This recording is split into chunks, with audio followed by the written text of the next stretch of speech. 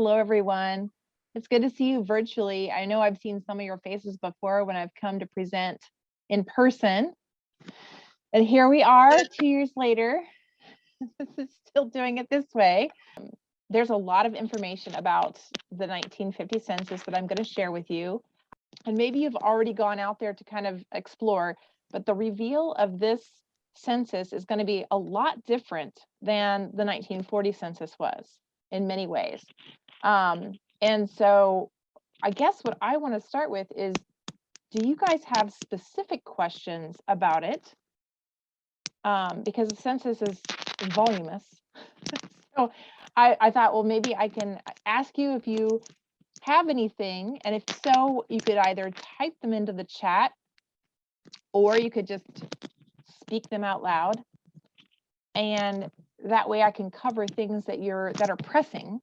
And then I'll show you some of the great resources that are out there to use right before the big release that's coming very soon. Tracy, we talked a little bit, this is Kat Peterson. We talked a little bit about before the meeting that I had read up some things where the census is not indexed yet. So it's not going to be like it's super easy to look up things. Is that going on? Is that true? Well, so here's the thing. They are using some of it will be indexed. Some of it will be indexed. Okay. And it will depend a lot on how it was done. They're going to use that OCR, the typeface recognition, which will be great, except that I don't know if you have any experience with this at all, but sometimes it does not recognize certain typefaces or certain things. So then that just doesn't exist. So then what they're doing is asking people to assist with indexing those pieces that are missing from that. So I think a lot of it will be searchable, but there will be parts of it that are not, especially with having to do with the typeface. And it's the struggle that we have. I was just searching something today and some old typed things that we have, and some of the pages were typed in a particular typeface and I could search it. And then I had some other pages where I'm like, that's the word I was looking for, but at no point did the OCR like pick it up because it was an odd typeface. So computers are only smart until they're not. And then we're back. We're back to like, no. And the other piece of it is, if there was anything handwritten, I did have somebody ask me this question the other day, is if there's ever going to be an OCR for handwriting. And I was like, that would be something, but not yet. And I think, again, it's the way that handwriting is so different. It's very difficult to find a program that would like be able to read everyone's handwriting perfectly. So that's a good question, Kat. Does anyone else have? Yeah. Yes, go ahead, Alice. What is the date of this 1950 census? I believe I think the date was April 1st of all things.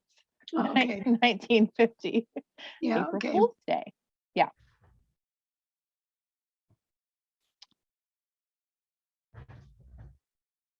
Anyone else have a question about that? I saw someone else's hand up and I can't tell from the screen. Is it Pat or Lola who has their hand up? We're using but if you have a question, unmute yourself and ask away. Are you saying that the 1950 census is still handwritten? It won't be typed? No, I think some of it is typed. I think some of it might be handwritten. I think that's the reason why it's not going to be completely indexed, is because some of it is typed and some of it is handwritten. I think it's a hybrid of some sort, because they were saying, this last thing I read, I'll show you some of the websites that I've been on that talk about it, but they're saying that they'll be able to release some of that information, and then some of it will be handwritten. I'm guessing the enumerators still went around and did handwritten, there's a lot of information they collected, right? So some of the enumerators would have gone around. I don't know if they typed after they came back or if they left them handwritten, like they would have done in the old times, right? Okay. Thank you. Thank you.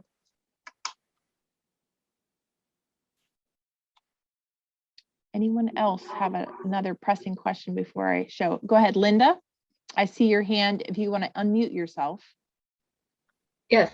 What are some of the things that they tell you on the census? What kind of So- information do you get? Have you done any research with any of the other censuses before? Yeah. Okay. Yeah. So it's very similar. They'll be like, be where they live, but of course, the fun part with censuses is they have enumeration districts, which are sometimes like, nobody knows what that means sometimes, because there's usually a guide that shows you. It's not like, oh, Longview, great, I know where we're looking. Sometimes they name those districts a little bit differently. Usually they have a key that can help with the identification of the enumeration district. Sometimes it's done by a voting district. Some of the older ones were done that way. But then it will have like age, occupation, all those usual things. And I think the addition, the one thing that was the addition to the 1950 census might have been, I want to say it's,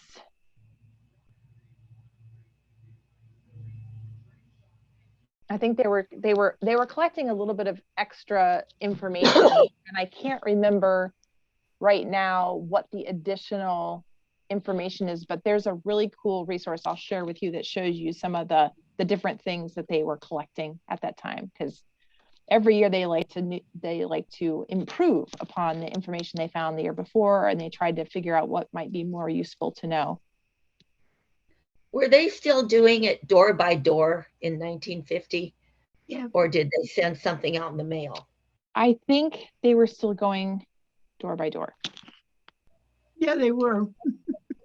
I want to say. Yeah. I can't remember when they started the mail. That's a good trivia question. But I bet you we can find that out on the census website, the census.gov. I think they tell us when they switched. They came to my door like 3 times last time because I had just moved. I tried to convince them. I already filled it out and mailed it in, and there's, I think one person came per week for 3 weeks, and I kept telling them the same story. They definitely want to make sure they count everyone, and then I know that they do send people out if they feel like they're not getting enough in from a certain area, if there was a lot of people. So But I didn't want to be counted 3 times, so I definitely not. told them I mailed it in and filled it out, whatever. Definitely. All right. Anyone else before I get started? All right. Then I'm going to start sharing my screen. So you should see a computer screen here shortly. And I'm going to start with the census website. Okay, so here, the first screen we have here, hopefully everybody can see this. It's from the United States Census Bureau.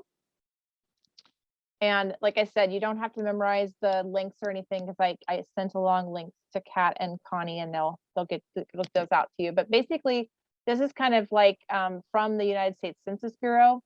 It does give a lot of really great information. If you want to, there's like a 1950 census website that you can go to.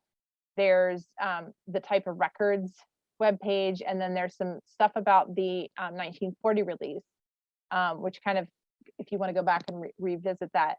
And I remember my time as a librarian back in ye olde times, back when I was a lot younger. We used to, the fanfare for a release of a census was super exciting. We got these, when it was really a long time ago, we got all these discs. You remember those little discs, those little plastic discs? We got a whole bunch of those.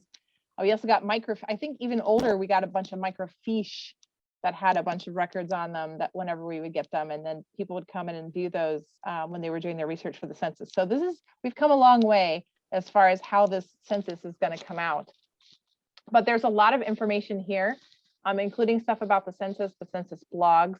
And so I highly recommend this resource. And I'll come back to this if we've got some time towards the end.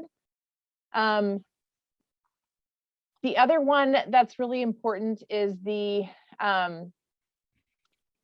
National Archives. the National Archives is the one that's kind of spearheading the release, and they're making it available to researchers. The site that I typically send people to is this one right here, which is all about the census records, the 1950, when it will come. It's going to release on April Fool's Day. So hopefully that's not an April Fool's joke. Just kind of funny that that's the way that it happens. But that's when the census happened in 1950, and the 772 year rule kicks in at that point. They've got a little countdown thing over here. You see this bright red 49, so you can go on there and they can count them down to you. And then what's really great about it is they have other resources about the older censuses. So if you're working with any of the older census records, I find this to be a really great resource to use if you have questions about those. And then as you go down to the bottom, they have some great links as far as like, if you want to know frequently asked questions, different types of finding guides. There's some information and training videos. There's some blank census forms, which is kind of nice. I thought I would pull that one up so you could take a look at it. And I can't remember if I can make this big. I hope I can. The one that I want to look at is this one. No, it's gonna let me do it. Oh, here we go. We'll do it this way. Can you guys see that okay? Kinda? Okay. So this is what it looks like. Obviously a little different from the ones you've seen. And then there's also the back form, which is here, which has got a lot of really tiny information on it.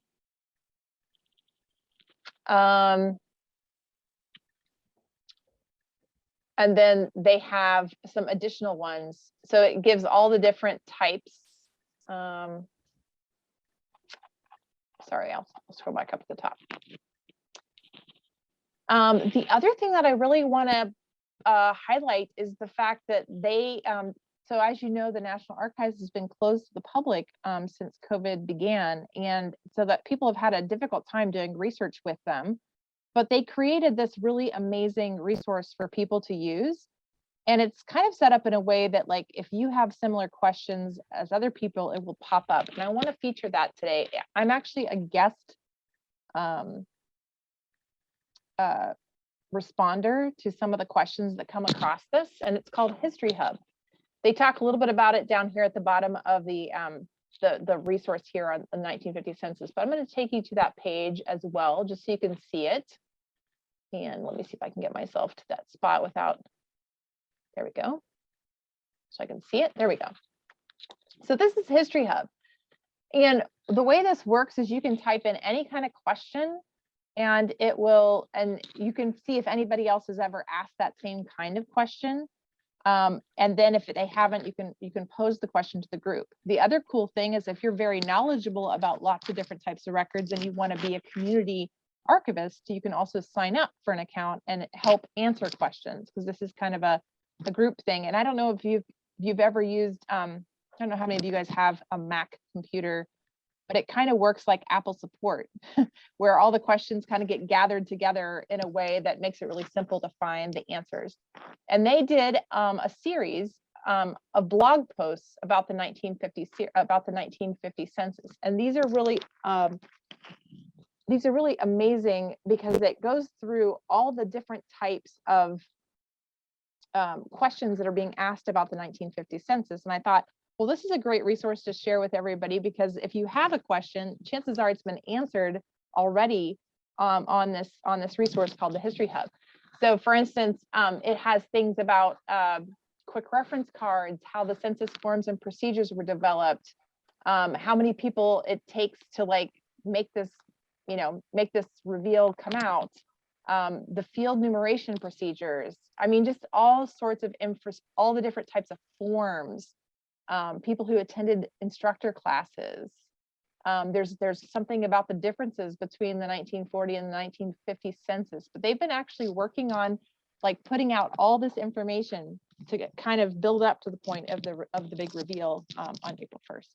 So I wanted to share that resource with all of you. There's some really great reads in there. They're usually pretty short. They don't usually spend, so let's say for instance, I'll click on this one, for instance. So this is one that says this is the difference between the questions that were answered. And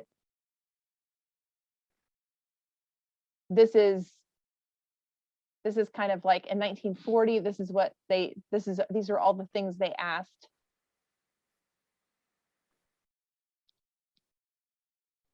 And then it talks about what the differences are in 1950. So if they asked, like in 1940, each census page had lines for 40 people. In 1950, it was reduced to 30.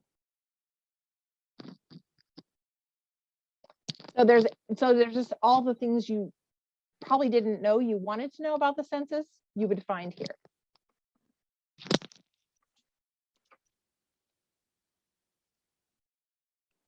So I recommend going through some of this as well. It's really incredible the amount of information they put out, and they're usually releasing a blog post pretty regularly. As you can see, it's been they've been coming along and doing it. They did a lot of it during 2021, just the big rollout, and then it's about every it's like every week to 2 weeks they're putting up a post about another topic.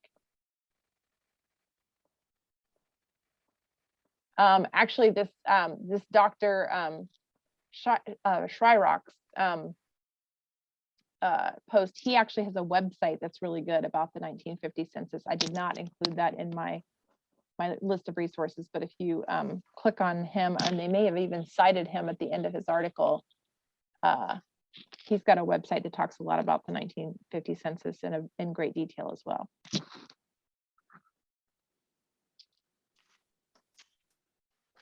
So I wanted to plug History Hub for sure. Next on my list is, well, how can the Washington State Archives help you?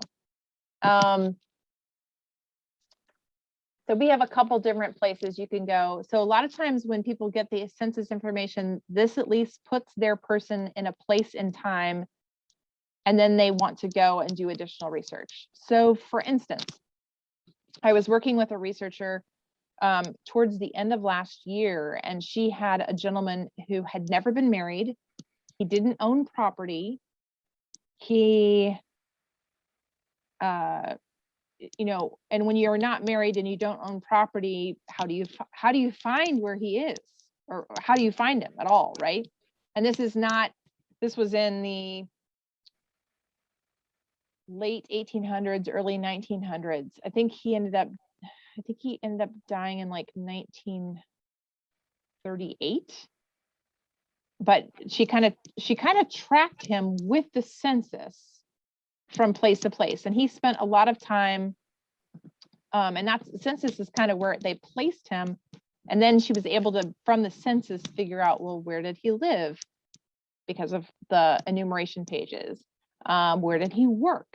Because it listed that. So he actually we were actually able to narrow down where he worked and where he lived when he was in Centralia and when he was in Kalama, down to the mill that he worked in. And we actually figured out what block he lived in based on the census. So for people who are not, doing the usual things that put them on the map, she had a hard time finding any good city directories for him because it didn't seem like he had a regular address. It seems like he was always a border. We did finally find him in one county directory, but it was later, right before he passed. And the other piece was, she was really confused, like, what was he doing trucking between Centralia and Kalama? Was this really him? Like, that was the other piece, because then his name was, they're like, well, if he's the same guy or not, but it seemed like it kind of tracked. So it was a very fascinating way to find this gentleman, because most of the time when you're looking for somebody, you can usually find other types of record like land ownership, or you can find a marriage record that puts somebody somewhere, or something like that. But if you're single and you worked and you didn't own anything, it makes it very challenging to find that person. So we were able to do some really fun things with figuring out where he was based on the location of we were lucky, the older censuses had locations that were translatable into the current plat maps or current maps of the town or city. So that being said, another helpful type map that can really help when you're searching for people is the Sanborn fire insurance maps, especially if they live in a town or live in a space. And so one of the resources that I wanted to share with you is recently the Library of Congress has put out in color. So before now, you could only get the Sanborn fire insurance maps kind of in black and white sometimes, usually with your library card and with some limitations. But now you can go to the Library of Congress and you can look at full color. I'm going to randomly pick. Let's see, who shall I pick? I'm from Ohio. Let's just pick Ohio for fun. And let's see if I can find my pick someplace I know. Ashtabula County.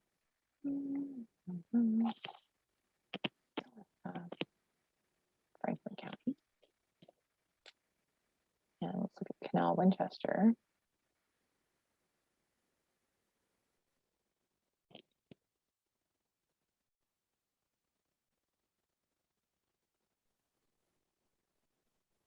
See if I can zoom this in for you.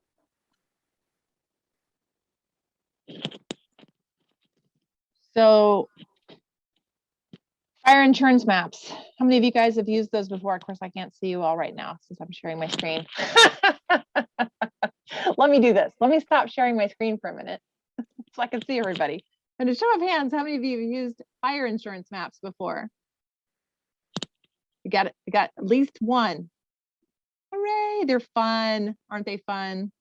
Trisha, aren't they fun? Anyway, so fire insurance maps. So what's interesting about fire insurance maps is they're often created because, especially after the early 1900s, when things seemed to burn a lot, it was very important to know what businesses were where and how to get the water to them. So they created these fire insurance maps to kind of help create, and they're really the most beneficial for people who live in downtown areas or areas around lots of business. Sadly, they do layer their maps. So like a map could be something, you could look at one map and it could have layers of glued items on it. Because if things change over time, they just glued over the top of it. So then, there's sometimes they're kind of thick because there'll be these big pieces. And so what's cool about them, they're kind of textured because of all the different possible gluings on top of. But what's really interesting about it is you can find not only what used to be there, but the footprint of the building that used to be there or the house that used to be there. You can often find the street address of what it was during that time, because oftentimes, as we know, probably everybody knows that streets change names, numbering changes, all those different things that change, right? This is one of those maps that really helps you. So I'm going to go back to my screen so you can see this. As soon as I find my mouse. So you should see in front of you, hopefully, a piece of a fire insurance map. What's really cool about it is sometimes they will actually also list, I'm going to just show you this. I think you'll be able to see it. I hope I can do this without too much problem. I'm going to zoom it in. And can you guys see that it says Fish Harbor Cook? There's actually even what types of businesses. There's a harness, it's like a harness shop here. It's right along the one of the canals. And it's lovely. Well, at the time it was not a suburb of Columbus, Ohio, but it is now because that's how large Columbus is. But you can see where there's a livery, an IOOF hall, a jewelry, a drugstore. You can see how this would be helpful if you're looking for if you're looking at a census and you kind of know where the area is. This can kind of describe the area a little bit further. Oh, that this person lived in a business district, or they boarded in a house that was close to the livery or drugstore or jewelry, kind of what their life might have been like. You'll also find things like this, where there's a key. It'll kind of talk about what, interestingly, how they were built, what they looked like. This can be helpful also if you're looking for, if you're going to a town where maybe your ancestors lived. Once you've figured that out with the census and you're going around, you can see if any of the buildings are still standing, ones they may have been in or been around while you were there, which I find also fascinating. So, but these are available for free on the Library of Congress's website, and I did include the link to that. And you don't have to just look at stuff in Washington. It looks like there obviously I chose Ohio since that's my home state. But yeah, these are kind of fun. I get them out every so often when people are looking for houses that no longer are standing. That's another piece of it that really is helpful. So in the case of the woman I was helping with finding her, it was a great uncle who never married. I was able to find the buildings through a Sanborn map of Centralia, because the buildings don't exist. The building that he was in no longer exists. There's nothing. There's like a car dealership or something there right now. But on a Sanborn map, we were able to see what buildings were there on the street when he was living there, which was kind of cool. I'm gonna pop back for a minute.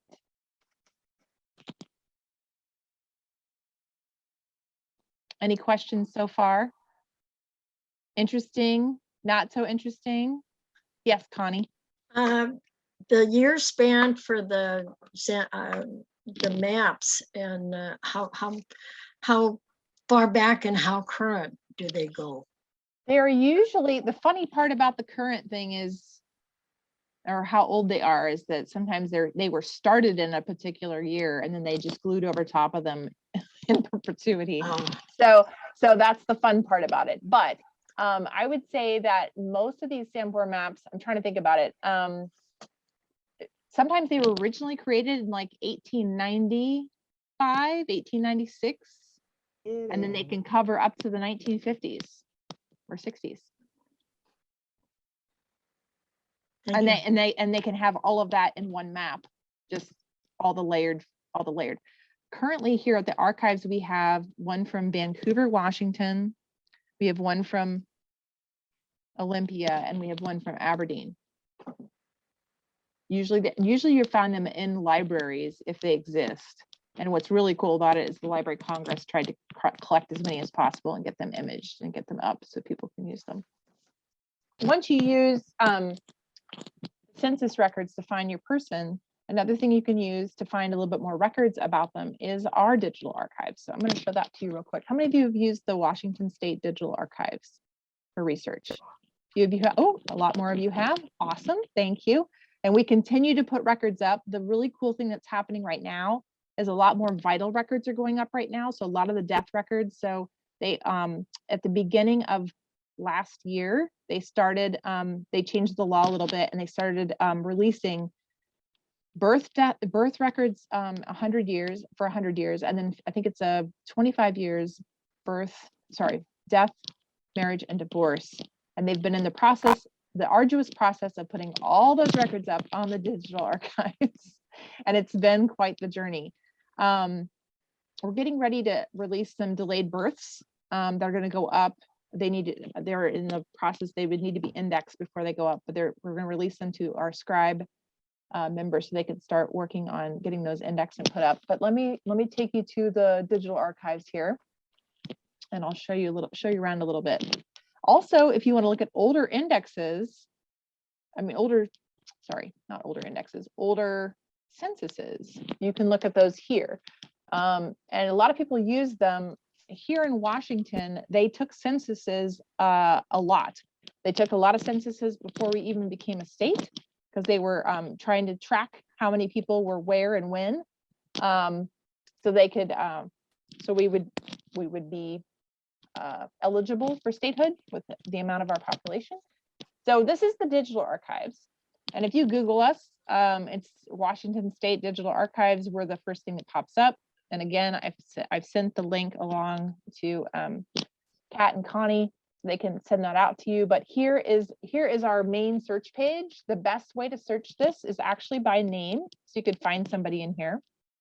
And so I'll just give you an example. I'll just search for my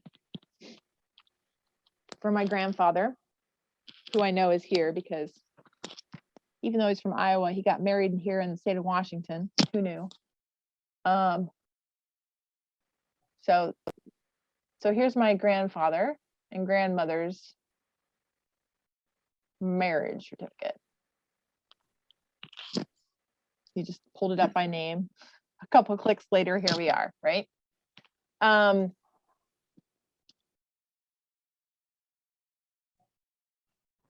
Back out of here. So another thing you can do is look at the collections that we hold. And so if you go across the top of the page, there's actually a little collections link. And if you click on it, it will pull up this list of things that we hold.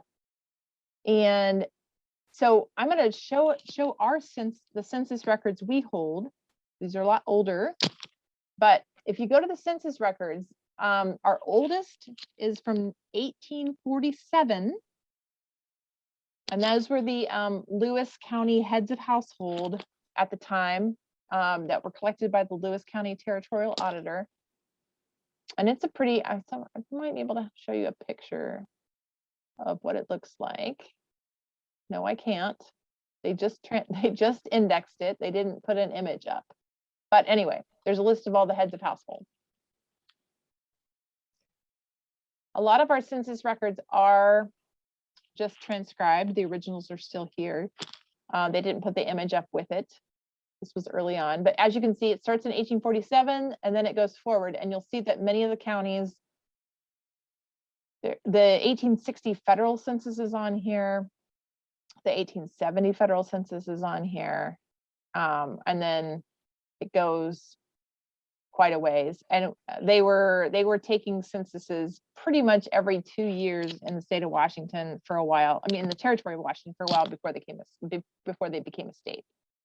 So one of the earliest, find in early, nope, not going to find it. Then there's some municipal censuses on here that were done, like Bellingham, they did a city census. And I would say sometimes cities, towns, counties would do censuses in between the federal censuses, or if a state, before a state became a state, they did a lot of censuses. So if your person is from another state, California, Oregon, Idaho, Illinois, Montana, it's possible they did more censuses than the federal. They may have done it periodically throughout the year, throughout several years. Tracy? Yep. We have a question. One of the ladies asked, what is that under scrapbooks on the left side of your screen? Scrapbooks. What are scrapbooks? Those are fun. All right, let's take a look at scrapbooks, shall we? Anyway, the census stuff that we have here, we do actually have some census records that actually surpassed the 1950 census on our website. They were done by cities, and it's just a listing. So if you want to check out any of those.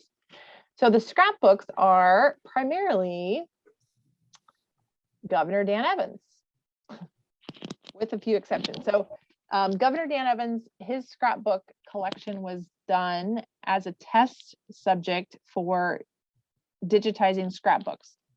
And I'll show you what I mean. Let me see if I can find, and then there's some other ones here as well. But let me pick a fun year. Should we just pick 1968? Let's do that. So you guys have probably seen scrapbooks that look like this, long and skinny, right? Long, skinny, thin, possibly.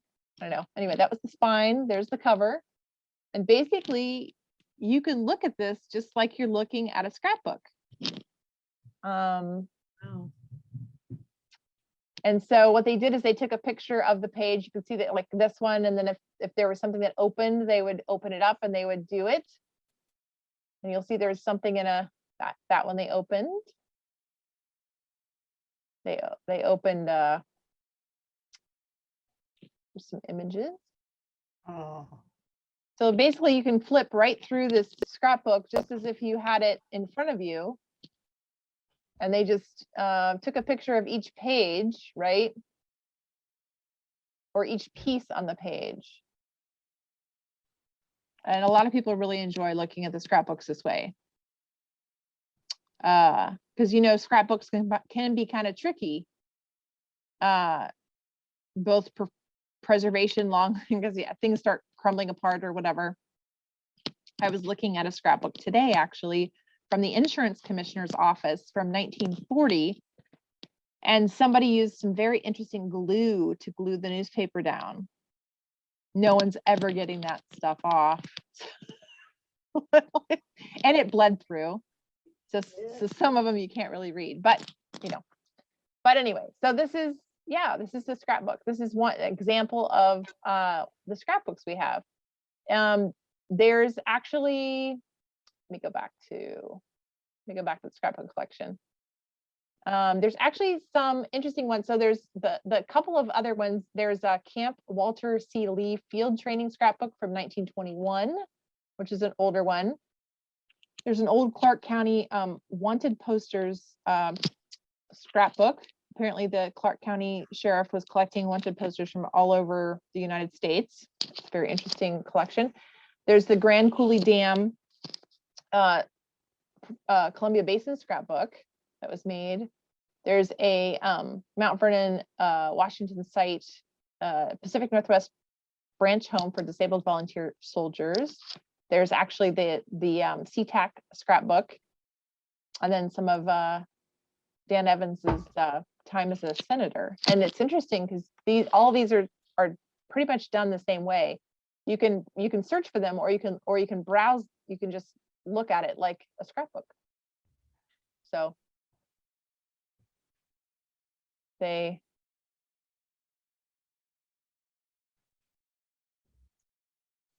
some of them have typed pages, some of them have pictures. I don't know what this, I'm going to flip through the pages for a minute to see if there's any pictures. Oh, there we go. Here's a map.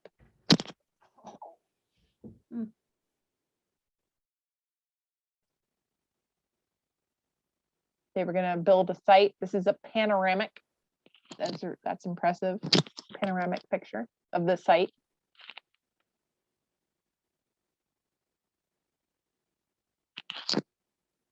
So kind of fun.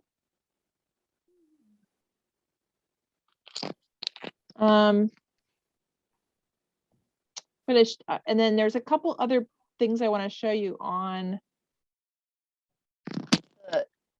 the website here. Let's see, let me go out of this. You could spend hours looking at stuff on the digital archives, by the way. I'll entice you. You guys will be like up all night now that you can. You can just be up all night looking at really cool things on the website. Let me get back out for a minute. The two that get me going or have me going for hours on end are the photographs. There's so many amazing photographs on here. My personal favorite is this set of lantern slides from the way back. That was hand painted glass slides Oh, of chrysanthemums. Aren't those pretty?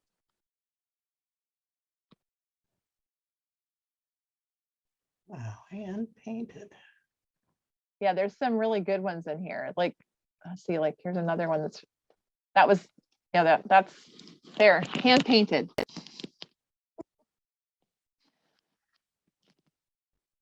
Mhm.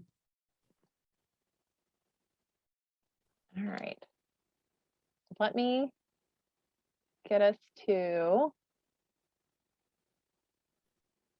state library. So our the state librarian that was going to help me tonight, like I said, they had some technical difficulties. Things went black. She had no power. So she sent me with some of the information that they've got. And I'll just say that they have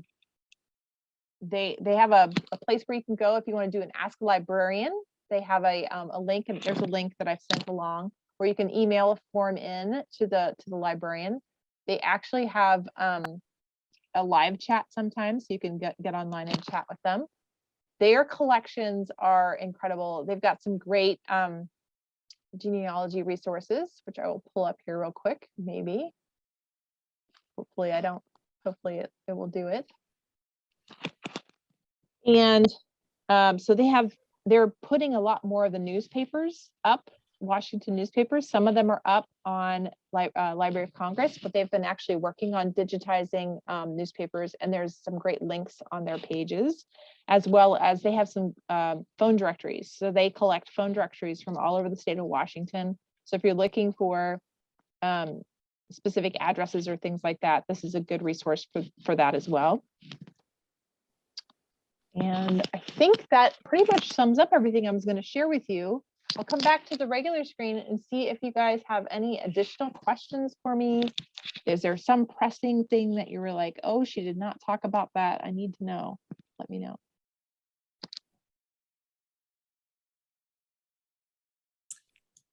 I have a question. Yep. So I'm pretty new at this genealogy stuff. I've been doing it for a while, but I only do it through Ancestry. And so now I'm wondering, it says 49 days or however many days until the census is released.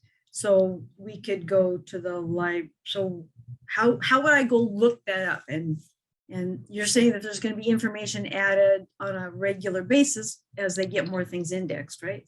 Mm-hmm. So where would I start? So I would start with bookmarking the countdown page on the National Archives website that I showed. That's where I would start there. And I would also get familiar with the blog posts from the History Hub that will answer all the questions, because that will give you the most information about what's about to come and what's happening and where to go with it. And I'm assuming you're anxious to find people from 1950. Obviously, all of us are. We all want to find people from 1950, right? Is there anything that we as individual researchers can do to help the process? So from what I understand, you do have the opportunity to go to their website and learn how to volunteer and help index those things that are not OCR'd or that cannot be OCR'd. So you can go up and sign up, and you can index as much or as little to your heart's content. There are so many places, the Smithsonian, the Library of Congress, the National Archives, our archives here in Washington. There's so many places that ask for the general public to assist in making records available, just because there's so many records and the need is so great for people to index. So I think that would probably be the best. Thank you. Yeah, thank you. I have another question. Do they have, in the 1950 census, do they have anything on boarding houses? Yes. How do you find that? Is it just on the regular page, or is there a way you can find out? I don't know if there's going to be, so I know that in the past censuses, you kind of just figured that out by the listing. That's how we did it in the old day, right? We Yeah, looked at the they'd say census, you're border. like, well, there's 25 people here at the same address. Chances are they're not related. They're all, 31 years old or something like that, right? A lot of times it would say border. Or it would say border as a thing, depending. I would say it's a combination of the city directory and the census, which can kind of help determine. I do think that the 1950 census is supposed to be better about talking about housing in a way that maybe some of the other ones have not, like saying specifically this is a boarding house. Oh, Sometimes that's written on the other census Yes, along the side. yeah. Yeah. Okay. definitely.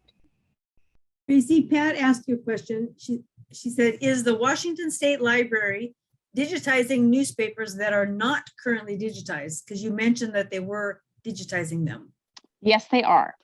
They are always working on digitizing more newspapers.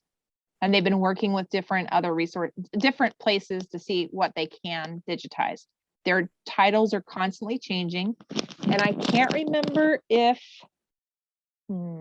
yes, we did include a link on the page of what's currently digital for newspapers. And then Connie, I have a question for you. Would you like me to send the email that Tracy sent to us? Would you like me to forward that to Linda for distribution, or would you like to do that? That was a question to Connie. Oh, Connie. Connie's on mute, and she is. Sorry, There she is. I didn't understand the question. So Tracy sent you and I an email with a list of resources. Would you like me to forward that to Linda to send out to everyone? Would you please? I had a problem with my computer earlier, so I'm not trusting anything right now. Okay, I'll do that now so that Linda can get it out to everybody tonight. Thank you. Thank you. Yep. I will do that.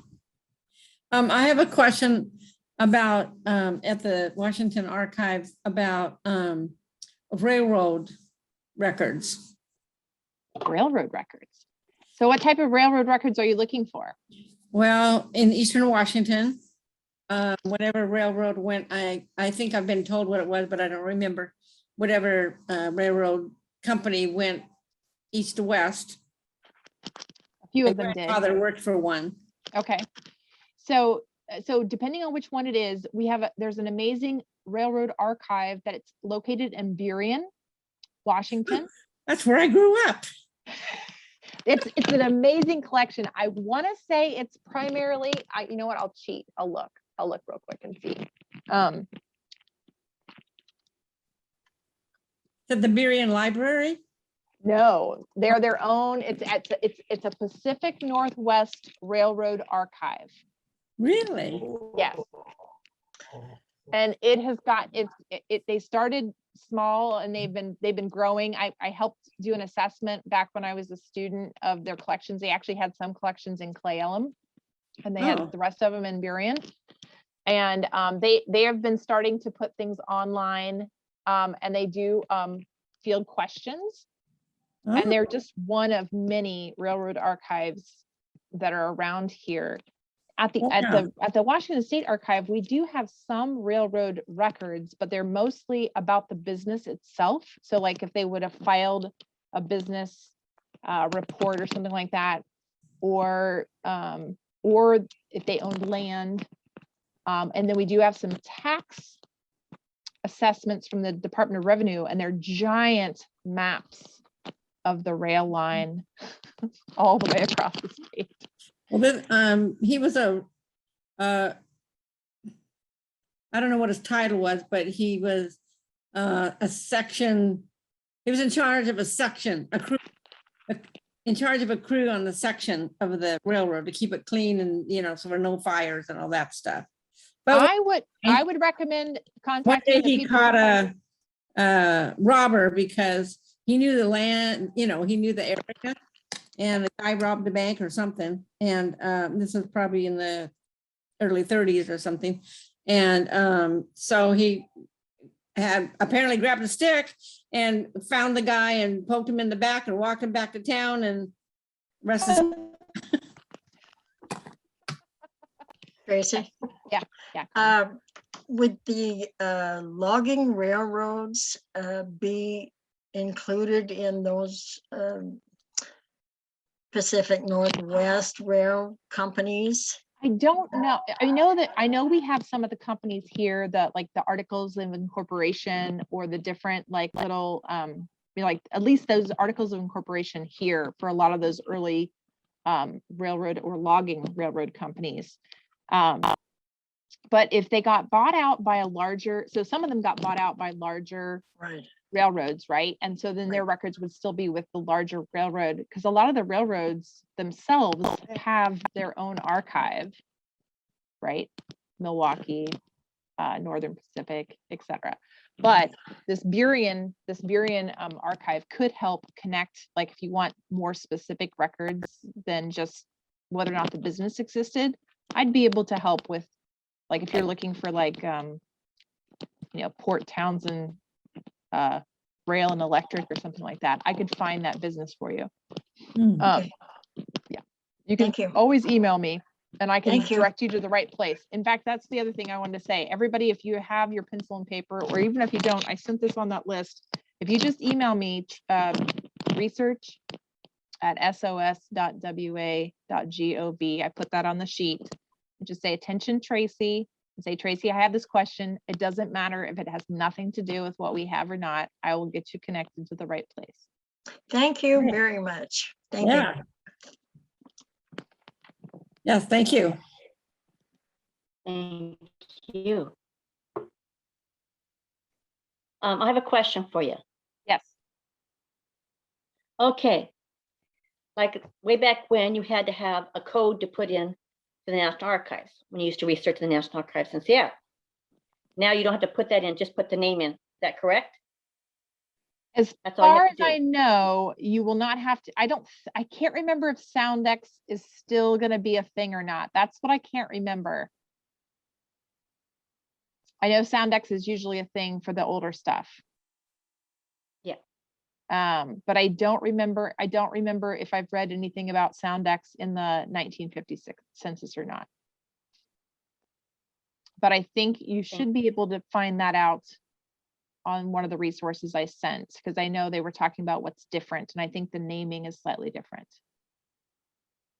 Okay. Good question though. And Right. SoundX can be tricky. yeah, it's very long. Another question I have here. Okay. On the railroads, my grandfather was a engineer of the narrow gauge railroad. Way back when, from Nakata to on down. Okay. And they've written some books on that. Was pretty good. Oh yeah. Definitely. Very nice. So where did the rail lie? Where did it run from Nakata to where? It ran towards the river. Okay. And when my grandfather would tell my dad's brother Sam would tell me that they would get on the train after school. They were late. They said, "You're walking." When Oh he was my. a kid, said, "You guys better be on time." Oh my. Thank you. You're welcome. Any other questions?